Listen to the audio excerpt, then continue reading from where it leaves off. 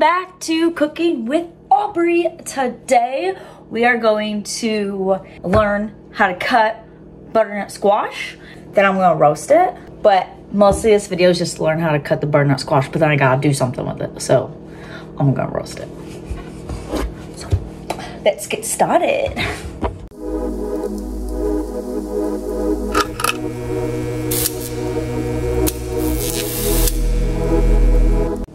So this is what butternut squash looks like. So cutting it's a little weird. Step one, take off the sticker. That's a satisfying sound and thing to do. Do you agree, or is this just me?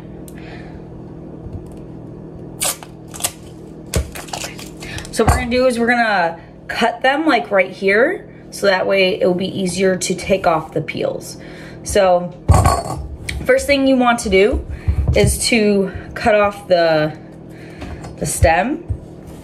And you want to make sure that your knife is sharpened. Probably should have sharpened my knife before this, but it should be okay.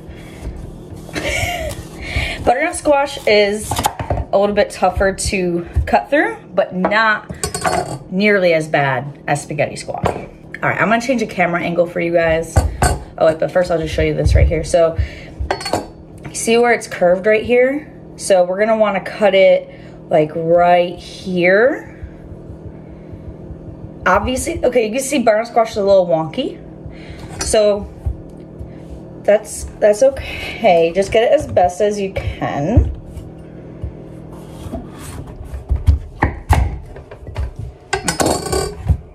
So this is the bottom part here. The seeds are in this bottom section. So after we peel it, we're gonna have to deseed it. So what you're gonna do is we're gonna cut around like that. You know what, actually I'm gonna do a side view for this because this isn't the best. What you want to do is start up here and then just turn your knife to follow the shape of the squash. And if you miss them, that's okay. I mean, you just go back and get it.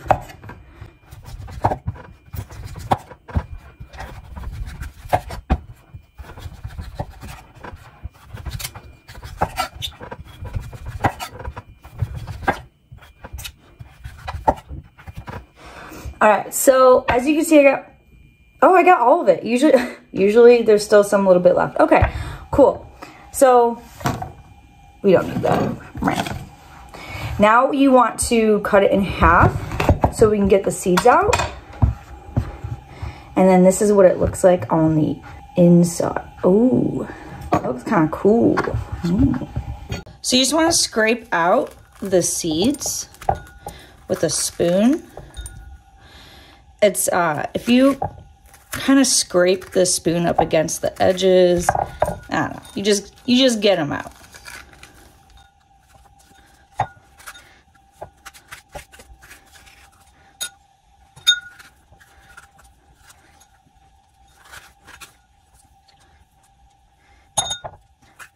Okay, so like I got the majority of it, but this part you just gotta scrape that stringy stuff out. It's kind of a pain in the ass. Okay, there we go. So I got, oh, I missed a little bit. Okay. Okay, so now we're gonna cut the peel off this. So same as the other part, you wanna just follow the shape of the squash. Ooh.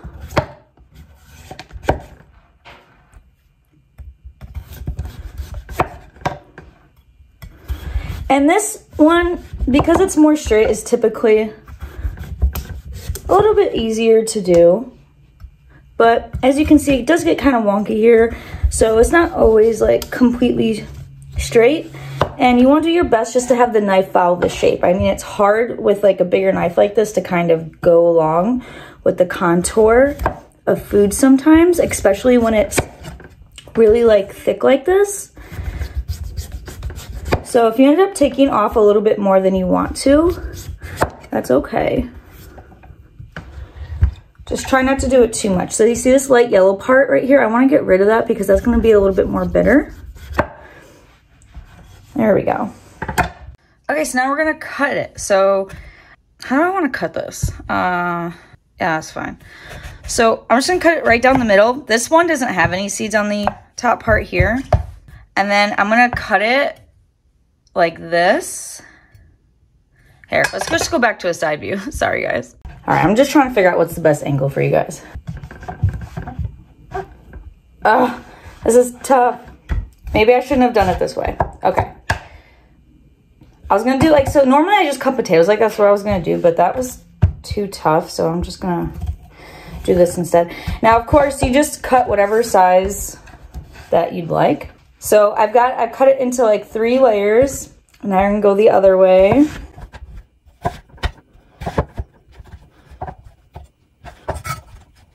Okay, and then you just, oh, this part, it's so satisfying.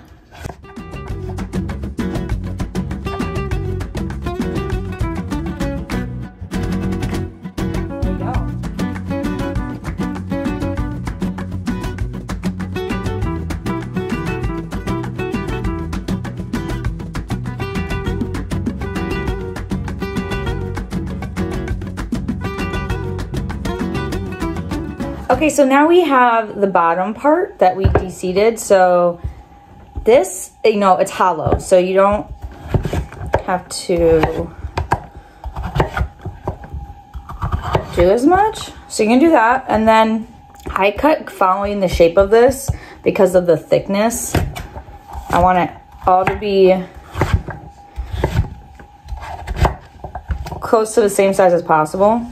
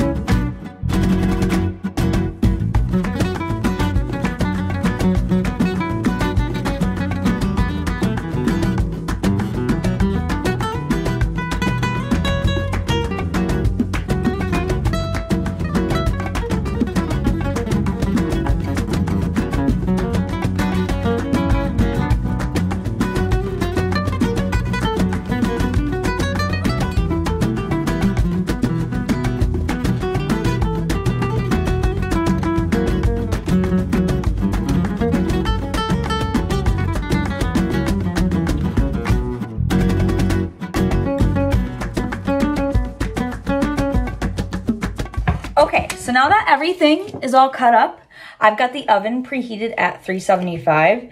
I'm just going to go like that with the oil. Use your own judgment, it's fine. And then we're just going to salt everything. So what I'm gonna do is, I'm gonna roast this till it's like 95% done. And then I'm gonna sprinkle some butter and brown sugar on these babies. So I'm just gonna do this to mix it up. Super, super easy. Yeah, this is gonna be so yum. I mean, all right, so now we're gonna bake it. This, I'm guessing, is probably gonna take about 30 minutes, but we'll see.